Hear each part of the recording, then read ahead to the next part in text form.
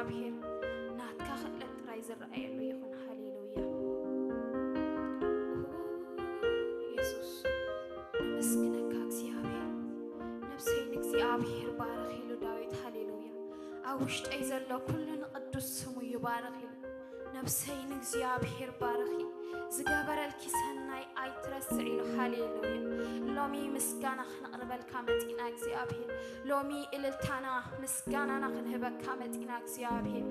ምስጋናና ክትወስድ ንስኻ ብቑዕ ስለ ዝኾንካ ሃሌሉያ ተሓሪድካ ሃሌሉያ ንኣምላኽና ዝኸከውን ብደም ወድኻ ኢየሱስ ዝዓደግካና ኣቦ ነመስግነካ ኣለና ሃሌሉያ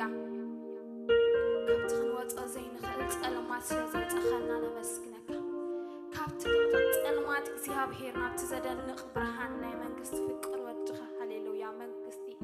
ስለ ዘእተኻና ወረስቲ ክንከውን ስለ ዝረዳእካና ኣቦ ነመስግነካ ኣለና ሃሌሉያ ኢየሱስ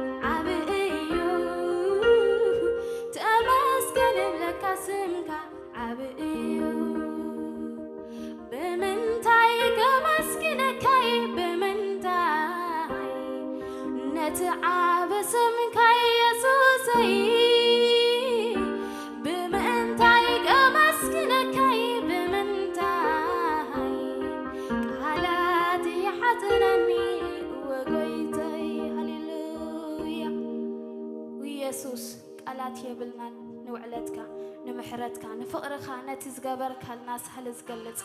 قالت يبلنا هاليلويا مسكنا مسكنا زوج أتنا خون هاليلويا تزخون ما مسكنا هاليلويا لو مجن بزلنا قالنا مسكنا هالنا يسوع تمسكن تمسكن هاليلويا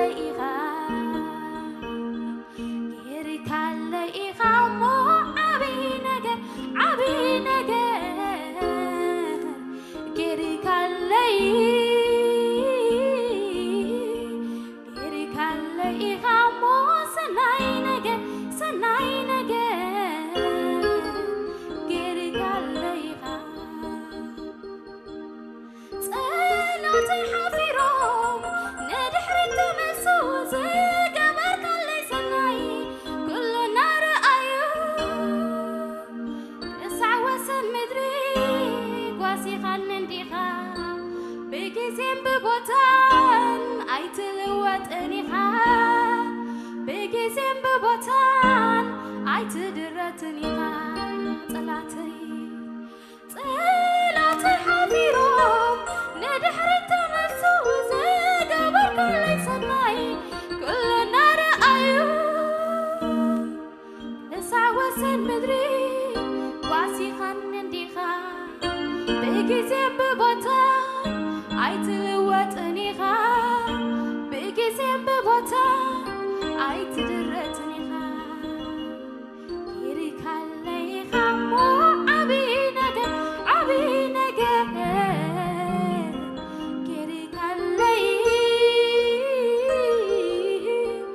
ጌሪካለይ ኢኻ እሞ ሰናይ ነገር ጌሪካለይ ኢኻ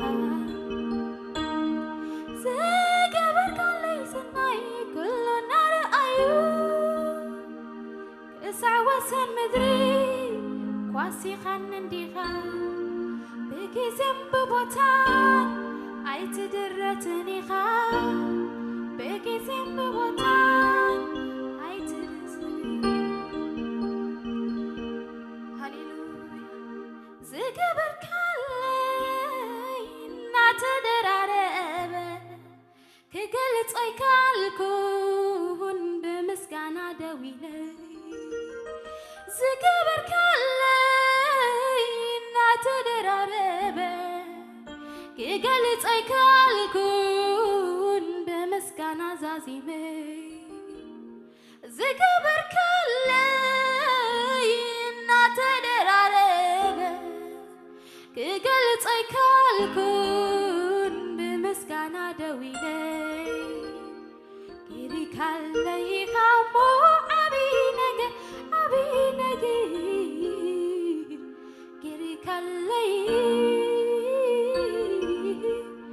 ጌሪካለይ ኢኻ እሞ ሰናይ ነገር ጌሪካለይ ኢኻ ሃሌሉያ ወጌርካለይ ኢየሱስ ካሞት አምሊጥካ ንወጌርካለይ ምሕረትካ ወተደራሪብኒ ጌርካለይ ፍቕርኻ ወጥዒመ ጌርካለይ ሃሌሉያ ጌርካለይ ኢኻ ሰናይ ነገር ጽቡቕ ነገር ሃሌሉያ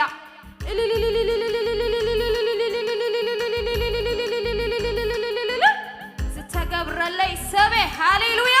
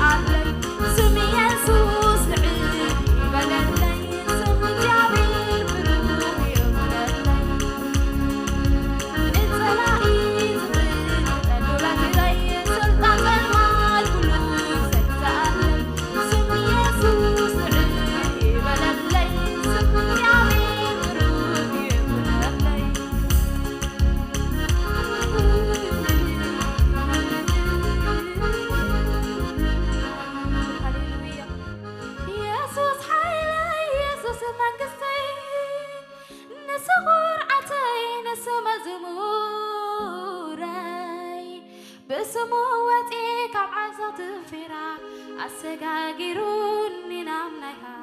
ليلويا نبرا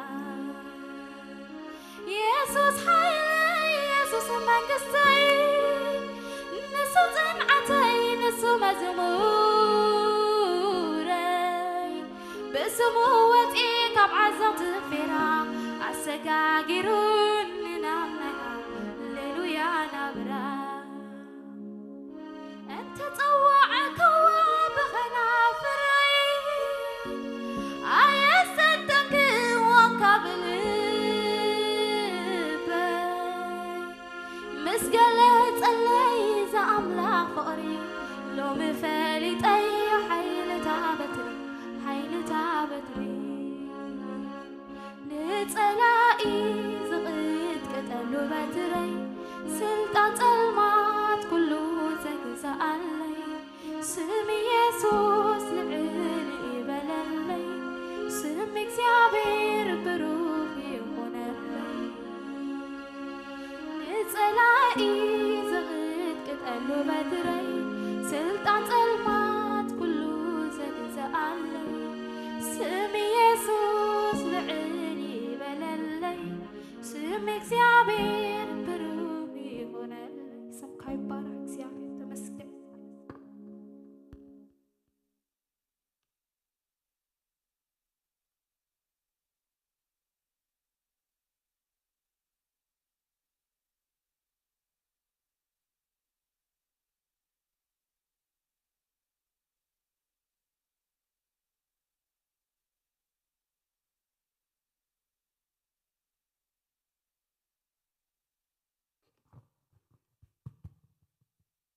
واسم እግዚአብሔር ልዕል ይበል ወኢየሱስ ክርስቶስ ትማልን ሎምን ዘለዓለም ሕያው እዩ ስልጣን ጸልማት ሁሉ ዝግዛኣሉ ዕርዲ ጸላእቲ ዝፈርሰሉ ኢየሱስ ክርስቶስ ካብ ዘለዓለም ንዘለዓለም ጎይታ እዩ ንሱ ሕያው እዩ ዝመስሎ ዝወዳደሮ የለን ቅዱስ ኢየሱስ ዝመስለካ ዝወዳደረካ የለን ንስኻ ዘለዓለማዊን ጻድቕን ንጉስ ኢኻ ካብ ዘለዓለም ንዘለዓለም ሕያው ኢኻ ሞት ስዒርካ ኣብ የማን ኣቦኻ ብኽብሪ ዝተቐመጥካ እቲ ዘለዓለማዊ ፍቕርኻን ጸጋኻን ብመንፈስ ቅዱስ ዘፍሰስካልና ቅዱስ ኢየሱስ ክብርን ምስጋናን ውዳሰን ንዓኻ ንህበካ ኣለና እቲ ዝኸውን ዘበለ ኩሉ ንኽብርኻ ይኹን ጸጋን መንፈስካን ኣብ ማእኸልና ብምልኣት ይመላለስ ናይ ቃልካ ብርሃን ይብርሃልና መንፈስ ቅዱስ ኃይልን ብኽብርን ኣብ ማእኸልና ተመላለስ ኣብ ውሽጥን ኣብ ደገን ንዝከታተሉ ዘበለ ኩሉ ብቃልካ ተፈውስ ብመንፈስካ ተጸናንዕ ቅዱስ ኢየሱስ ንስኻ ኢኻ እሞ ከከም ዘድልዮም ብቃልካ ንሰብ ልቢ ትዛርብ ንስኻ ኢኻ እሞ መንፈስ ቅዱስ ንስኻ ሓለፍ ተሪፉ ዘሎ ግዜ ኩሉ ድማ ንዓኻ ሓሊፍና ንህብ አሜን እግዚአብሔር ይመስገን ጎይታና መድሕና ኢየሱስ ክርስቶስ ኣብዛ ምድሪ እዚኣ ኣብ ፓለስቲንያ ወይ ኣብ ሚድል ኢስት ሰለስተ ዓመትን ፈረቓን ኣብ ዘገልገለሉ ጊዜ ኢየሱስ ክርስቶስ ኣገልግሎቱ ቅድሚ ምጅማሩ ኣብ ዮርዳኖስ መንፈስ ቅዱስ ኣብ ልዕሊኡ برقبي تمثالت مسوردة نام مدربدا 4 معلتي 4 ليتي كمزقلي مصحف قدوس ينغرنا لوم مشت عندنا بزعبا ጸሎቲና نزرارب ጸሎት ማለት ኣብ መንፈሳዊ ዓለም እንታይ ዓይነት ቦታ ከም ዘለዎ ካብ ክርስቶስ ኢየሱስ ኢና ንመሃር ጎይታና መድሕና ኢየሱስ ክርስቶስ ጸሎት ቅድሚ አገልግሎት ምጅማሩ መንፈስ ቅዱስ ኣብ ልዕሊኡ ቅድሚ ምውራዱ ኢየሱስ ክርስቶስ ኣብ ልዕሊኡ ምስ ወረደ መንፈስ ናብ ምድረ በዳ ወሰዶ እዩ ዝብለና ናብ ምድረ በዳ ኸይዱ ኢየሱስ ክርስቶስ ብዲያብሎስ ምስተፈተነ أبو خمي كمز اللي أب صلوت كمي كمز أنها إنا نرئي سلازي صلوت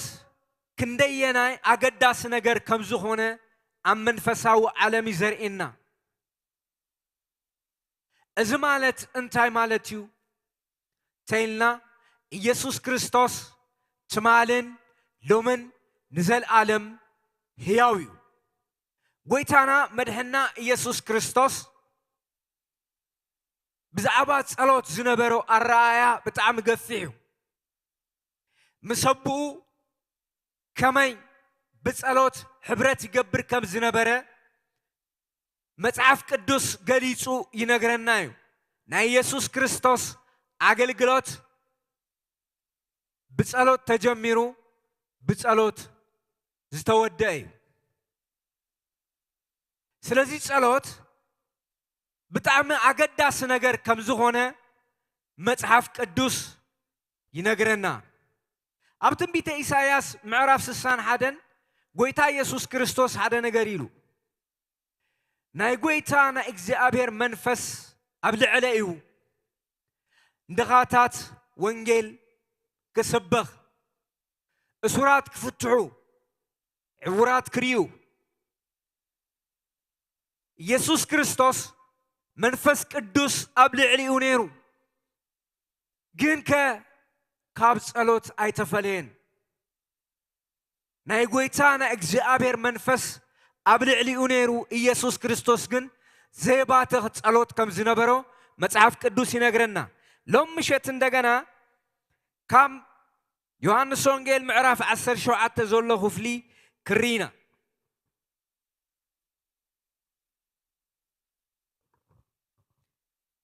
ኢየሱስ ምእንቲ ደቀ መዛሙርት ምእንትኦ እንደገና ምእንቲ ኩሎም አመንቲ ከም ዝጸለየ ኣብዚ ክፍሊ እዚ ንሪኢና ካብ ምዕራፍ 17 ካብ ቁጥሪ 1 ዘሎ ክርኢና ኢየሱስ ነዚ ምስ ተዛረበ የዒንቱ ናብ ሰማይ ቋሕ ኣቢሉ ከም ዝበለ ኦ ኣቦ እነሆ እታ ሰዓት በፂሓ ወልድ ምእንቲ ከኽብረካስ ንወድኻ ኣኽብሮ ነዞም ዝሃብካዮ ኩላቶም ናይ ዘለኣለም ህይወት ምእንቲ ክህቦም ንዑ ኣብ ልዕሊ ኩሉ ወዲ ሰብ ስልጣን ሂብካዮ ኢኻ ናይ ዘለኣለም ህይወት ከዓ ኣምላኽ ሓቂ ንስኻ በይንኻ ምዃንካ እቲ ዝለኣካዮ ኢየሱስ ክርስቶስ ምዃኑ ምፍላጥ እዩ ኣነ ነቲ ክገብሮ ዝሃብካኒ ግብሪ ፈጺመ ኣብ ምድሪ ኣኽቢረካ እየ ኦ ኣቦይ ሕጂ ድማ በቲ ዓለም ከይተፈጠረ ኣባኻ ዝነበረኒ ክብሪ ኣኽብረኒ ኢየሱስ ክርስቶስ ኣብቲ መወዳእታ ዝጸለዮ ጸሎት ብዛዕባ ነብሱ እንታይ እዩ ናብ ኣቦ ዘቕረቦ ጸሎት ቅድመ ዓለም ምስራታ ኣባኻ ብዝነበረኒ ክብሪ ኣኽብረኒ ኢልዎ ኢየሱስ ክርስቶስ እግዚአብሔር ወልድ ካብ ሰማየ ሰማያት ወሪዱ بمنفس قدوس كاب دنجل مريم تتصنيسو سغا لبيسو ندك سب سريت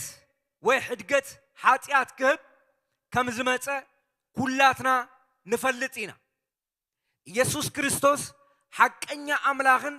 ናይ ዘለዓለም ህይወት ከም ዝኾነ መጽሐፍ ቅዱስ ደጋጊሙ ይነግረናዩ ክርስቶስ ኢየሱስ እቲ ቃል ስጋ ዝኾነ ጎይታ ጸጋን ሐቅን ተመሊኡ ኣብ ደቂ ሰባት ማእኸል ዝተመላለሰ ጎይታ ኣብቲ መወዳእታ ዝጸለዮ ጸሎት ኣባቦ እንታይ እዩ ተይልና እዛ ዘንበብናያ ክፍልያ እዛ ዘንበብናያ ክፍሊ ቀሊል ትመስል ግን ኢየሱስ ክርስቶስ ናይ ትሕትንኡ ልክዕ ወይ ደረት ዘርእዩ እዚ ኣብ ፊልጵስዩስ ምዕራፍ 2 ክሪኦ نخلينا أب كتري هذا انتايلو يسوع كريستوس يسوع كمزي يسوع نزي مستزارب عندنا بسماك وحبيلو كمزبلة أو أبو إنه تاسعات بتسحيا تاسعات مالت يسوع كريستوس تعاليفو زوها بلو أمسكال زوعللو زموتلو زتنسألو تاسعات تانا موداتا ساعات أغيلا تاسعات أغيلا أمو إليوزلي مالت يسوع كريستوس أم مدر زنبرو أجلجلوت وي أم مدر زنبرو تلقو وديو اتناي أملاخ أجندا أتأتيه وديو ناببؤو زمن لسلو جيزي كمزبت أها فليتو يسوع كريستوس سأليو نامن ناب أبو أنا بتعمي زجر من نجر قويتانا مدهنا يسوع كريستوس ميتي كم ميتي نبؤ تجزيو ينبر كم زنبرأيو متعاف قدوس زرعنا وي زنجرنا فقاد أملاح كجبر كم زمته فقاد أبوه كجبر كم زمته أيو زقلت زغفلي يسوع كريستوس أباها قدم عالم مسراتا أباها بزنبرن خبري أخبرني إلو يسوع كريستوس تمالن لومن نزل عالم هياوي يسوع كريستوس سلست عامة فرقان أبغلغلوت أبستمال لسلو جيزي ببزح عينت قدناتات حليفيو ببزح وردت حليفيو ببزح سكاي حليفيو ببزح مكرا حليفيو بموت حليفيو من يسوع كريستوس سلازي دما እግዚአብሔር አቦ እንታ አይነት ስም ከምዛሃቦ ንሪ አም መጽሐፍ ቅዱስ ኢየሱስ ክርስቶስ ትማልን ሎምን ንዘልዓለም ሕያው እዩ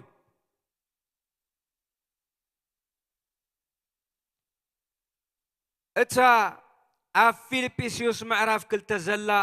ክፍሊ ክርያይና انتايلو بزعبا تحتنا كريستوس هاريو باولوس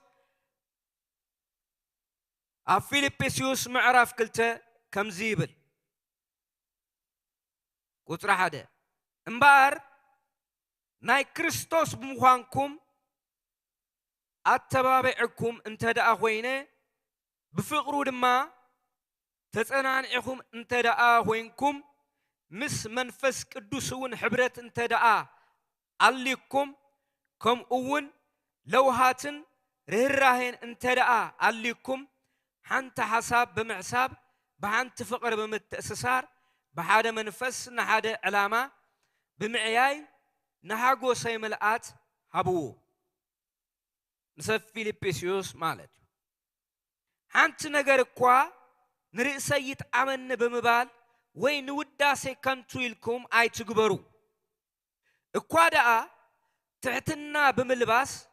اتوم كالوت كباهاتكم كم زبلتو غيركم غمتو نفس وكف ناي كالوت ربحا امبر ناي غزار اسو ربحا طراي ايره إلو بحواريا باولوس مثالي غيرو زقربو كاب قصر حموشته نكريستوس اتي اب كريستوس يسوع زنبر اتحساسبا اباخاتكم يهلو نسو ببهاريو أملاخ كوا انت هنا نتي مس أملاخ زنبرو معرنت أي قدفن إلو أي تخراخرن انت هنا سب مخوان ملك باريا بموساد بجزء فقادو نرسو دخا قبره نرسو تحت مبال كسام موت أركوا دعا كساب أم مسكال مموات تأزز سلزون أملاخ ልዕሊ ኩሉ ልዕል ኣበሎ ልዕሊ ኩሉ ስም ዝኾነ ስም ከዓ ሃቦ ስለዚ ንኽብሪ ስም ኢየሱስ ኣብ ሰማይን ኣብ ምድርን ኣብ ትሕቲ ምድርን ዘሎ ኩሉ ፍጥረት ብብርኪ ክምብርከኽ እዩ ንኽብሪ እግዚኣብሔር ኣቦ ከዓ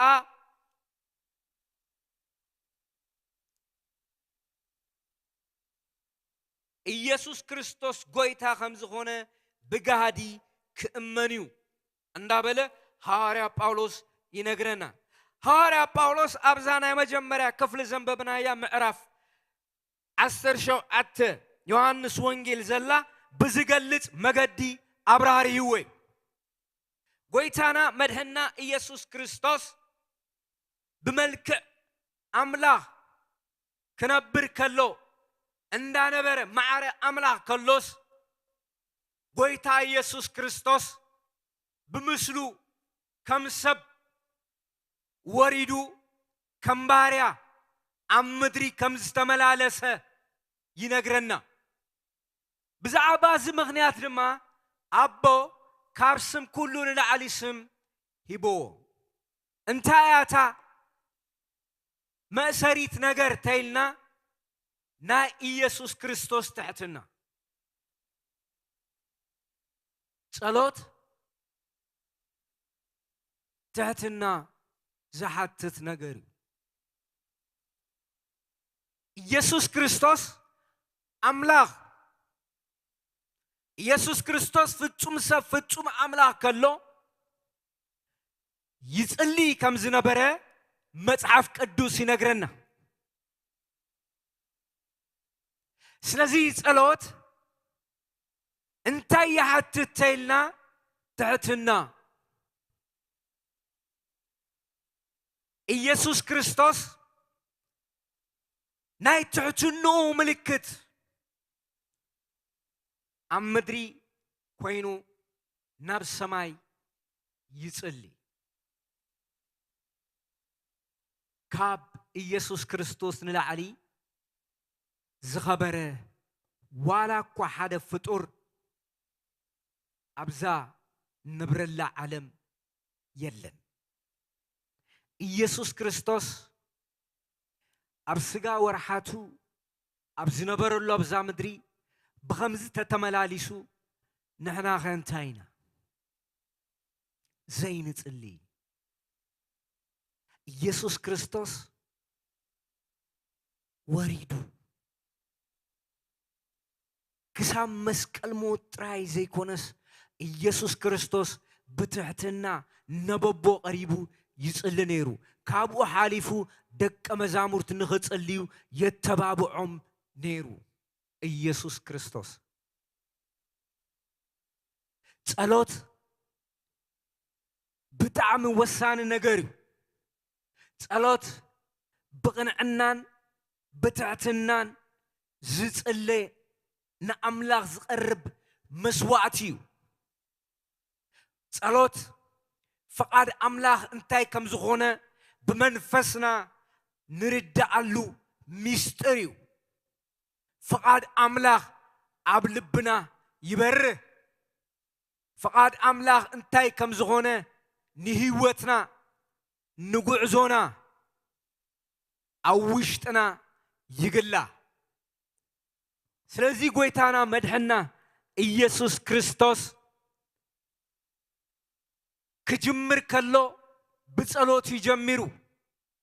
ክውድእ እውን ከሎ ብጸሎት ይወድዩ ስለዚ ጸሎት ንኣመንቲ እቲ ዝለዓለን ዝኸበረን ካብ ኣምላኽ ዝተዋሃበ ህያብ እዩ ስለዚ እቲ ናይ እምነትና ጀማርን ደምዳምን ዝኾነ ኢየሱስ ክርስቶስ ርኢና እቲ ናቱ ኣሰር ክንስዕብ ፍቓድ ኣምላኽ እዩ ኢየሱስ ክርስቶስ ትማልን ሎምን ንዘለዓለም ህያው እዩ ስለዚ ንጸሎት ወሳኒ ነገር እንታይ እዩ ተይልና ትሕትናን ቅንዕናን እዩ ኣብ ትሕትናን ኣብ ቅንዕናን ፍቓድ ኣምላኽ ንሰብ ልቢ ይግለጽ እዩ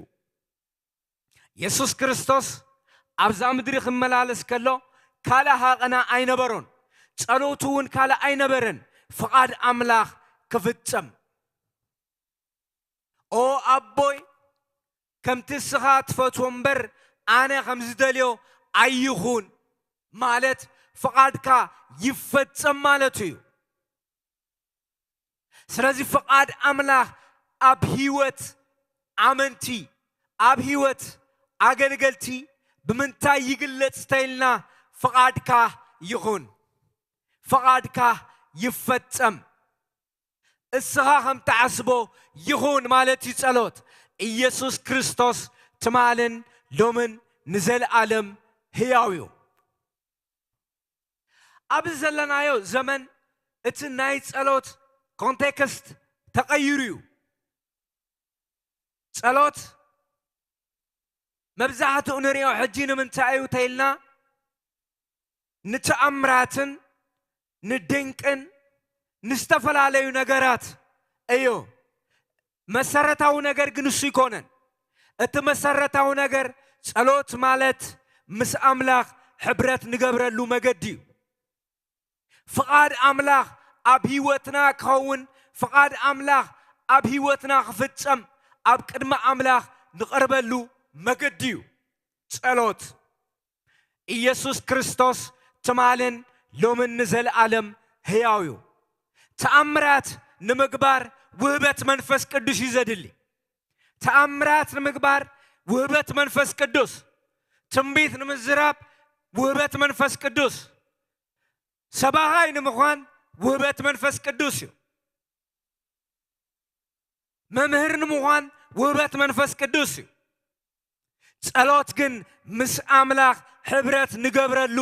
መገዲ እዩ ኢየሱስ ክርስቶስ ትማልን ሎምን ንዘለዓለም ሕያው እዩ ከም ኢየሱስ ክርስቶስ ኣጋንንቲ ዘውፅየለን ከም ኢየሱስ ክርስቶስ መናፍስቲ ዝሃረመ የለን ከም ኢየሱስ ክርስቶስ ሕሙማት ዝፈወሰ የለን ከም ኢየሱስ ክርስቶስ ተኣምራት ዝገበረ የለን ከም ኢየሱስ ክርስቶስ ሙታን ዘተንስአ የለን ግን ሓደ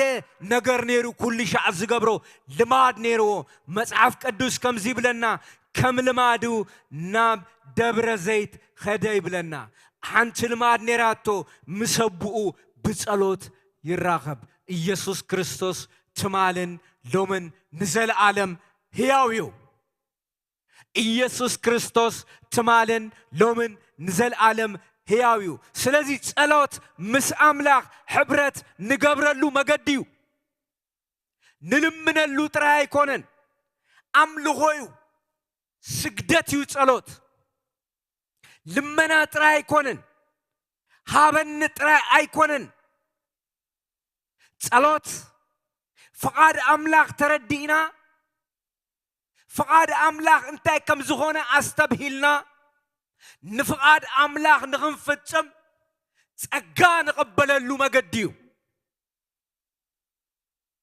እዚዩ ዝነግረና ዕብራውያን ምዕራፍ 4 ቁጽሪ 12 ኢየሱስ ክርስቶስ ትማልን ሎምን ንዘለዓለም ሕያው እዩ ስለዚ ጐይታና መድሕና ኢየሱስ ክርስቶስ ብዛዕባ ነፍሱ ኣትሒቱ ናብ ኣቦ ከም ዝጸለየ ኩሉ ፍቃዱን ሓሳቡን ስምዒቱን ድሌታቱ ኩሉ ኣብ ትሕቲ ኣምላኽ ተገዚኡ ዝነብር ዝነበረ ጐይታ እዩ ኢየሱስ ክርስቶስ ትማልን ሎምን ንዘለዓለም ሕያው እዩ ስለዚ እንታይ ኢሉ ሐዋርያ ጳውሎስ እቲ ኣብ ክርስቶስ ኢየሱስ ዝነበረ ኣተሓሳስባ ኣባኻትኩም ይሓሉ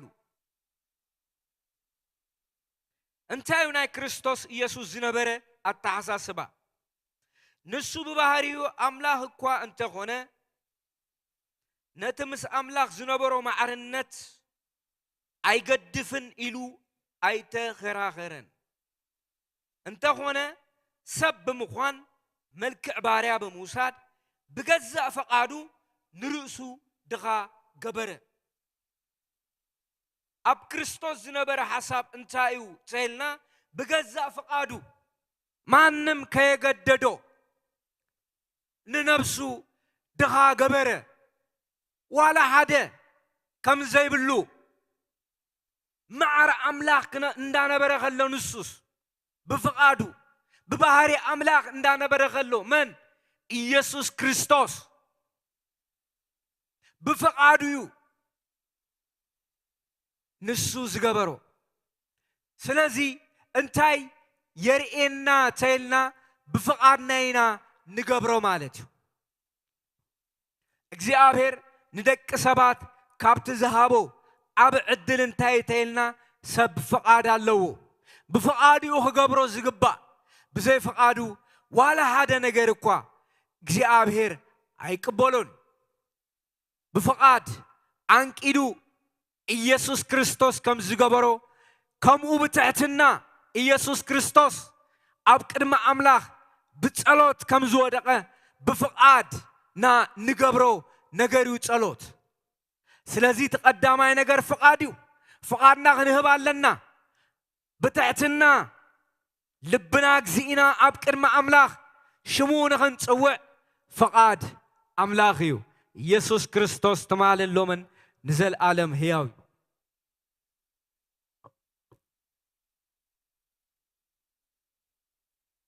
ملك عبارة بموساد بجزا فقاد نرسو دخا جبره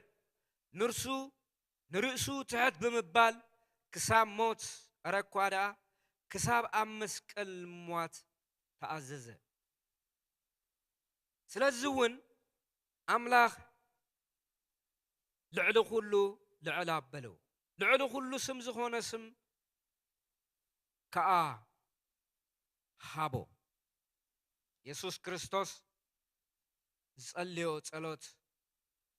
بتاعتنا بقنعنا سلازي معرف 10 شعات قصر حاده يسوس نزم استزارب يعينتنا بسماي قحبيلو كم زباله او ابو انه تا ساعات بصحايا ولد ما انت خبركاس نودخا اخبرو زوم ذهب كايوم كلاتهم نازل عالم هيوت ما انت خيبوم نعو ابلعد كله ود سب سلطان هبكايو اخا نازل عالم هيوت كا أملاك حقين السخا بينها مخانكا اتي زلاكايو ኢየሱስ ክርስቶስ مخانو مفلاتيو أنا نتي خجبرو ذهب كان جبري فتيمة أم مدري أخبيرك كاي تعم زدنا خجبرو ذهب كاني كتر 4 نت أنا نتي خجبرو ذهب كان جبري فتيمة أم مدري أخبيرك كايلو أم مدرس اتا ذهب كاني جبري فتيمة أم مدري أخبيرك كاي أو أبوي حجي دما بتي عالم كي تفترت أباها زنبرن خبري أخبرني له فتيمة أخبيرك كاي بفقادو هيبو يسوس عندنا بتحتنا يلمنال نمن نبو زكرمي ناي قويتانا مدحنا يسوس كريستوس تحتنا زدنغي أنا بلبي لواه تعوتي كاباي تمهارو زبالة قويتا كابو تنمهاري حشنا كاب ኢየሱስ ክርስቶስ بلوهاتن بتعتنان أب قدمه بقو قريبو اتبفقادو زهابو اتبفقادو زغدفو እንደገና بتعتنا أب قدمه بقو قريبو عم مدر فتيمه تزاب كان جبري أخبيرك أي عالم قدمه مسراتو وي عالم قدمه مفتارو بزنبرن كبري أخبرني إلو هيبو እንደገና بصلوت يلمن ኢየሱስ ክርስቶስ تمالن لومن نزل عالم هياويو زقرم نغريو نا ኢየሱስ ክርስቶስ تحتنا أدنقي زدنق تحتناي زدنق زقرم أبابون أودن زلو أدنقي تحتنان مكببارن زقرمي يسوع كريستوس تمالن لومن زل عالم هياوي نتوم كاب عالم ذهب كاني سبات سمكا جلس كلهم نات كان برو نعي هب كاني قال كون حلو اتذهب كان زبل كله كابها مخانو حجي فلتو اتذهب كان قال هبكوم نساتهم ون تقبلوه أنا خباها خمزوت أخو دما بحق فلتو نسخا كم زلا كان وند آمنوا أنا من توم إلمن الله يسوع كريستوس اتقال أي صلوتو من توم زبالو من تي توم دك مزامورت ويتانا مدحنا يسوع كريستوس زسعبو بزعبو من توم إلمنك كاللوين بزعبو تسأليو لمنو بزعبادك مزامورت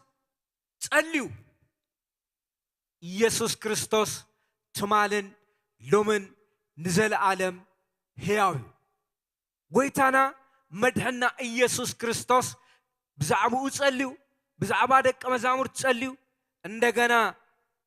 يسوع من أنت كلهم أمنت دما خمس اللي كاب كتري إسراء كرينا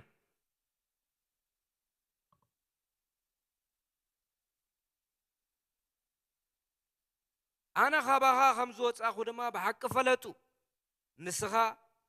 كم زلع كانون آمنوا أنا من أنتم لمن اللغو نات كايوم مو من أنتي إزوم ذهب كان نمبر من أنتي على مسي أيلم منني كلو ناتي ناتكايو اتناتكاون ناتيو أنا ون أبعاتهم كبركو دقيم أنا أب عالم ينبرني نساتهم جنا أب عالم اللو أنا ون نباها امت اللغو أو قدوس هابو نتوم ذهب كاني كمانا حدا من انتو خونو بسمكا حلوهم أنا مسأتهم كله بتذهب كان سمكا حلوهم كم أون تخناهم كوم اتقدس صعوف ما انت خفتسم بزيكا ات ودت افقات كاباتهم حدا كوا زتفقه يلبون اجيغنا نباخا متصالخو حغوسا ياباتاتهم انت خفتسم دما ازي اب عالم الزارب اللهو انا قال كابكم كمت انا ناي عالم زي كونكو نساتهم ناي عالم يكونون مو عالم صلااتهم سلازي قطر 15 كابتي كفو كتحلو منبر كاب عالم كتوسدهم ايكونكون زلمن زلو ناي كهنت صلوت يسوع كريستوس ناي كهنت صلوت تصليو بزعبو تصليو بزعبا دق مزامور تصليو ويتانا مدحنا يسوع كريستوس اتي ناي تحتنو لك مودعتها يولو يسوع كريستوس تمال له من نزل عالم هياويو سلازي مصحف قدوس كزارب كلو انتا يبل تحتنا نكبري تقدم تعبيت دما نودقت ጸሎት ዝጽልዩ ሰባት ወይ ጸሎት ዝጽልዩ አመንቲ ወይ ጸሎት ዝጽልዩ አገልገልቲ እንተ አይነት ዮም ተይልና ትሑት ዝኾኑ ትሑታት ዮም ለውሃት ዘለዎም ዮም እዚ ናይ ክርስቶስ ባህሪ እዩ ማለት ሰብ ብዙሕ ነገር ይሓንቆ እዩ ብዙሕ ነገር ይሕዞ እዩ ከይጽሊ ተንበርኪው ከይጽሊ ብዙሕ ነገር ይሕዞ እዩ ብዙሕ ነገር أمره يتحز لبه يتحز وشته يتحز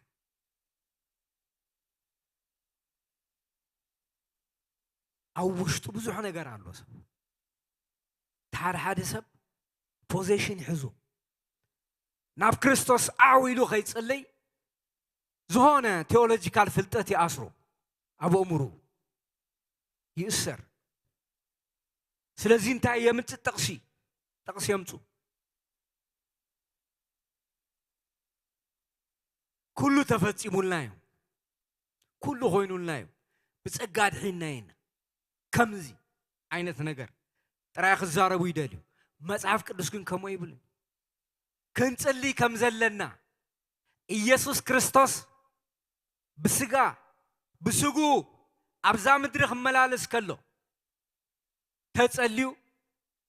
እቲ ኣማንኸ እንታይ እዩ እቶም ደቀ መዛሙርትኸ እንታይ እዩ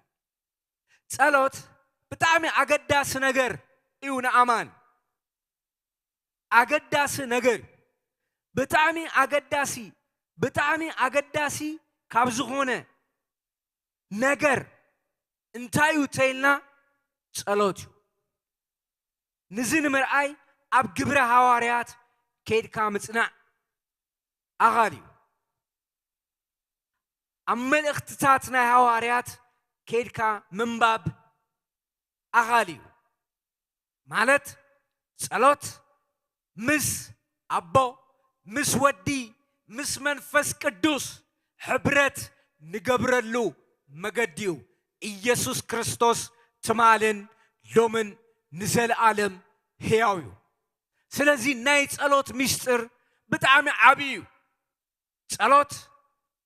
ምስ ሰማያዊ ኣምላኽ ንራኸበሉ ምስ ንፍቓድ ኣምላኽ ንደልየሉ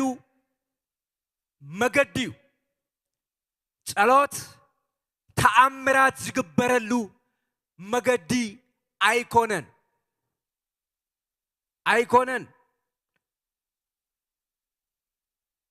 ተኣምራት ኣብ ሓድሽ ኪዳን ብውህበት መንፈስ ቅዱስ እዩ ዝኸውን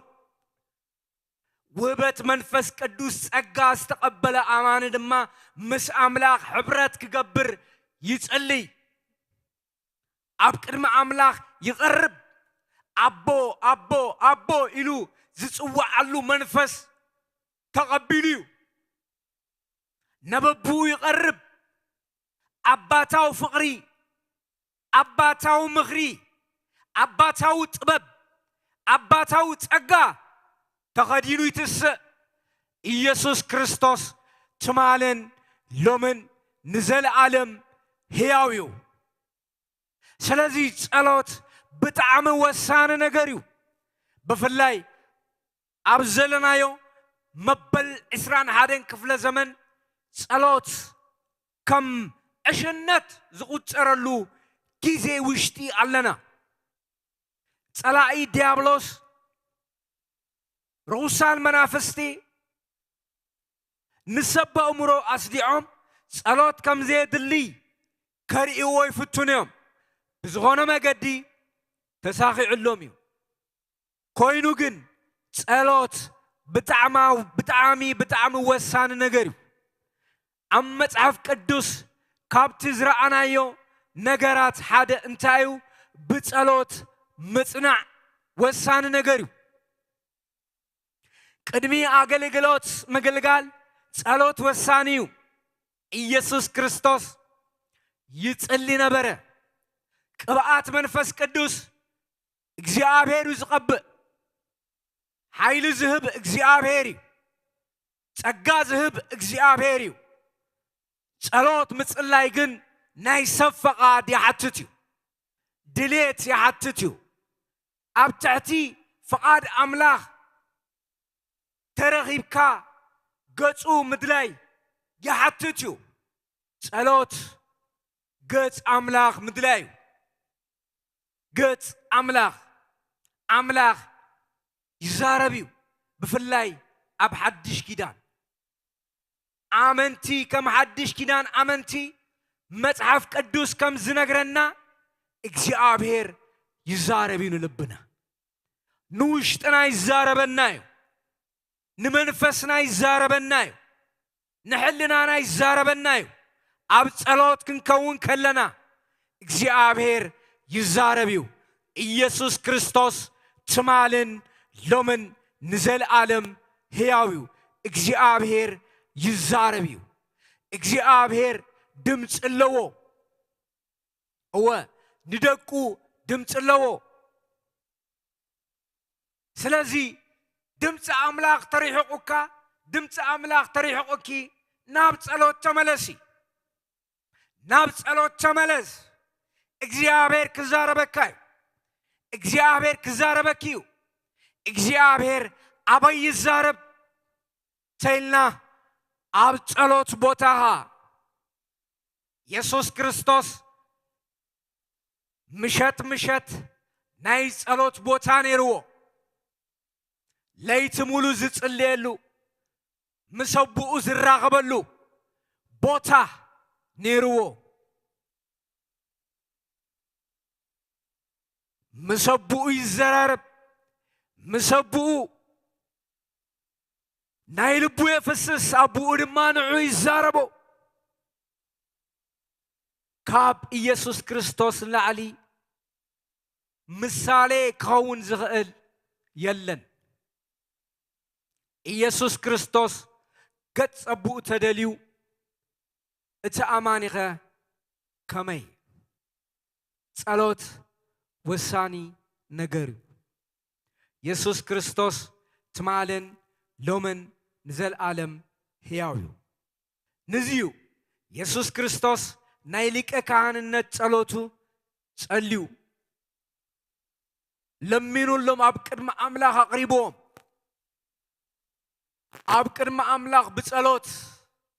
ንኣምላኽ ነብኡ የሕሊፉ ሂብዎም ኣነ ኣብዚ የለኹን እስኻ ግን ኣለኻ እስኻ ካብ ትኽፉእ ኩሉ ሓልዎም እምበር ካብ ዓለም ክተውፅኦም ኣይልምነካኒ ኢሉ ኢየሱስ ክርስቶስ ትማለን ሎምን ንዘለዓለም ሕያው እዩ ስለዚ ጸሎት ከም ኣመንቲ ጸሎት ብግለሰብ ጸሎት ብማሕበር ወሳኒ እዩ ከም ፍቓድ ኣምላኽ ፍቓድና ዘይኮነስ ፍቓድ ኣምላኽ ክኸውን ናይ ብዙሕ ሰብ ጸሎት ፍቓዱ ሒዙ ዝቐርብ ኣብ ቅድሚ ኣምላኽ ኢየሱስ ክርስቶስ ግን ፍቓድ ኣምላኽ እንታይ ከም ዝኾነ ተረዲኡ ንዑ ክገብር ኣምላኽ ናበብኡ ብጸሎት ይቐርብ ነይሩ ስለዚ ጸሎት ማለት ፍቓድካ ይኹን ማለት እዩ ፍቓድካ ይፈጸም ማለት እዩ ሓሳብካ ይፈጸም ማለት እዩ እቲ ናትካ ኣጀንዳ ይኹን ማለት እዩ ኢየሱስ ክርስቶስ ከምኡ ይጸልዩ ኢየሱስ ክርስቶስ ከምኡ ይለሚኑ ስለዚ ብትሕትና ኣብ ቅድሚ ኣምላኽ ቀሪብና ኣብቲ ጸጋ ዙፋን ቀሪብና እቲ ረዳኢ እቲ ደጋፊ እቲ መርዓ ዝኾነ ጎይታ ሎሚ እውን ኢዱ ከም ትማሊ ተዘርጊሓ ትነብር እያ ኢየሱስ ክርስቶስ ትማልን ሎምን ንዘለዓለም ሕያው እዩ ስለዚ ጸሎት ወሳኒ ነገር እዩ ንኣመንቲ ወሳኒ ነገር እዩ ምስ ኣቦ ዝግበር ሕብረት እዩ ምስ ክርስቶስ ዝግበር ሕብረት እዩ ምስ መንፈስ ቅዱስ ዝግበር ሕብረት እዩ ጸሎት ኣቦ ወዲ መንፈስ ቅዱስ ዝግበር ሕብረት እዩ ኣብዚ ሕብረት እዚ ብጸሎት ክንሓብር ከለና ጸጋ ኣምላኽ ተኸዲና ክብሪ ኣምላኽ ለቢስና ብሓይልን ብብርትዕን ኣብዚ ዓለም ክንመላለስ ብትብዓት ንኽእል ፍቓድ ኣምላኽ ንምፍጻም ኢየሱስ ክርስቶስ ትማልን ሎምን ንዘለዓለም ሕያው እዩ እወ ኢየሱስ ክርስቶስ ትማልን ሎምን ንዘለዓለም ሕያው እዩ ስለዚ ጸሎት ወሳኒ ነገር እዩ ጸሎት ፍቓድ ኣምላኽ ንፈልጠሉ መገዲ እዩ ጸሎት ኣምልኾ እዩ ጸሎት ንኣምላኽ ክብሪ ነምጻሉ መገዲ እዩ ጸሎት ገጽ ኣምላኽ እንደልየሉ ጸጋ ንቕበለሉ ኣብ ዓለም ከለና መከራ ከም ዘሎ ነጊሩና መጽሐፍ ቅዱስ ኣብ ዓለም ንዘጓንፈና መከራታት ጥሒስና ንሓልፈሉ ጸጋ ካብ ኣምላኽ ንቕበለሉ መገዲው ጸሎት ሓደ ግዜ ጸሎት ሰባት ዝለመንዎ ዘይተቐበሉ ሰባት ጸጋ ከም ዝተቐበልኩም ኣነ ርግጸኛ እየ ነቲ ነገር ሓሊፍኩም ክትከዱ ብዙሕ ሰብ ነገራት ክልወጥ እዩ ዝጸሊ ነገራት ከይልወጥ ይኽእል እዩ ፍቓድ ኣምላኽ ስለ ዝኾነ ብኡ መገዲ ክትሓልፍ ትኽእል ኢኻ ወይ ክትሓልፍ ትኽእል ኢኺ ግን ሓደ ነገር ኣሎ ጸጋ ኣምላኽ ብሓይሊ ዘምረካ ብሓይሊ ዘመላልሰካ ብሓይሊ ክትወፅእ ክትኣቱ ዝገብረካ ጸጋ ኣምላኽ ኣብ ልዕሊኻ ኣብ ልዕሊኺ ይኸውን እዩ ኢየሱስ ክርስቶስ ትማልን ሎምን ንዘለዓለም ሕያው እዩ እወ ጸጋ ኣምላኽ ብሓደ ነገራት ሰብ ክሓልፍ ፍቓድ ኣምላኽ እዩ ኣይመስልን ግን እወ ንሕና ፍቓድ ኣምላኽ ኢልና ንርድኦን እቲ ዝተገለጸ ፍቓድ ኣምላኽ ይፈላለዩ እዚ ትጸገም ሰብ ፍቓድ ኣምላኽ ኢሉ ዝሓስቦ ነቲ ሰናይ ዝበለ ነገራት ወይ ነቲ በቃ ምጩ ዝኾነ ነገር ጥራይ ዝሓስብ ናይ ኣምላኽ ፍቓድ ብጸልማት እውን ኣሎ እሱ ብርሃን ኮይኑ እንዳመርሐ ይሓልፈካ ስለዚ ጸሎት መጽሐፍ ቅዱስ ጻድቕ ብሰናይ ጊዜ ይጽልይ ብዙሕ ናይ ጥፍኣት ማይ ናብኡ ኣይቀርብን ይብል ኢየሱስ ክርስቶስ ጸልዩ ብዙሕ ጥፍኣት መጺኡ ግን ሓሊፉ ኸይዱ ኢየሱስ ክርስቶስ ትማልን ሎምን ንዘለዓለም ሕያው እዩ ኢየሱስ ክርስቶስ ትማልን ሎምን ንዘለዓለም ሕያው እዩ ስለዚ ጸሎት ወሳኒ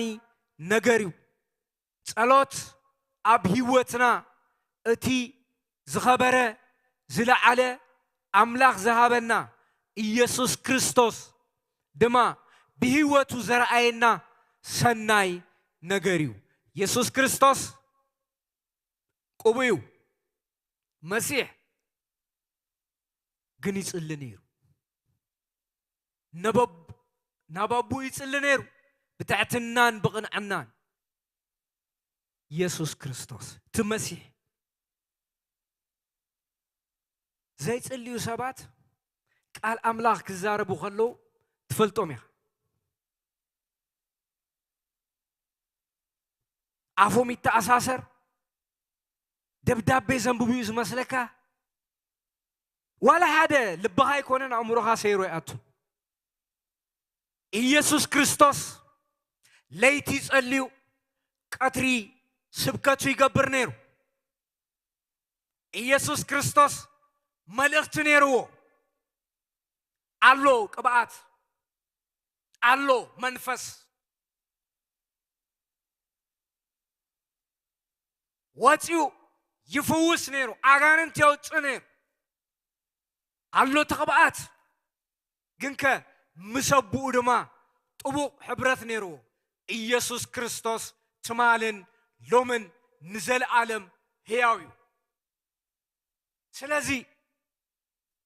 ተቐቢኤ ዝብል ሰብ ተሃልዩ ሕብረት ምሰቦ ክገብር ኣለዎ ኣነ እዚኤ ዝብል ሰብ ተሃልዩ ብዘይ ጸሎት ዝኸውን ነገር የለን ኢየሱስ ክርስቶስ ትማልን ሎምን ንዘለዓለም ሕያው እዩ ኢየሱስ ክርስቶስ ትማልን ሎምን ንዘለዓለም ሕያው እዩ ስለዚ ጸሎት ዋና ነገር እዩ መከራ ተሳጊድካ ንኽትከይድ ጸሎት ወሳኒ ነገር እዩ ኣብ ቅድሜኻ ንዘሎ ክትሓልፍ ወሳኒ ነገር እዩ ኢየሱስ ክርስቶስ ትማልን ሎምን ንዘለዓለም ሕያው እዩ ክንጽሊ ኢና ኦ ኢየሱስ ክርስቶስ ስለዝሃብካና ምሳኻ ሕብረት ንገብረሉ መገዲ ብዛዕባ ጸሎት በቃልካን ብህይወትካን ስለዘምሃርካና ነመስግነካ ክብርን ምስጋናን ንዓኻ ይኹን ብፍጹም ቅንዕናን ብትሕትና ኣብ ቅድሜኻ ደው ኢልና ፍቓድካ ክፍጸም ንጽልይ ኣለና እቲ ናትካ ሓሳብ እቲ ናትካ ኣጀንዳ እቲ ናትካ ምልኣት እቲ ናትካ ክብሪ ክፈስስ ንጽልይ ኣለና ኦ ኢየሱስ ክርስቶስ ከምቲ ናይ ክህነት ጸሎት ዝጸለኻዮ ንዓና እውን ስለ ዝኾነ ነመስግነካ ኣለና ንዓና እውን ዘካተተ ስለ ዝኾነ ነመስግነካ ኣለና ክብርን ምስጋናን ውዳሰን ንዓኻ ይኹን ተሪፉ ዘሎ ግዜ ኩሉ ተረከብ ንዝምሸት ንዓኻ ሓሊፍና ንህብ ክብርን ምስጋናን ውዳሰን ካብ ዘለዓለም ንዘለዓለም ንዓኻ ይኹን አሜን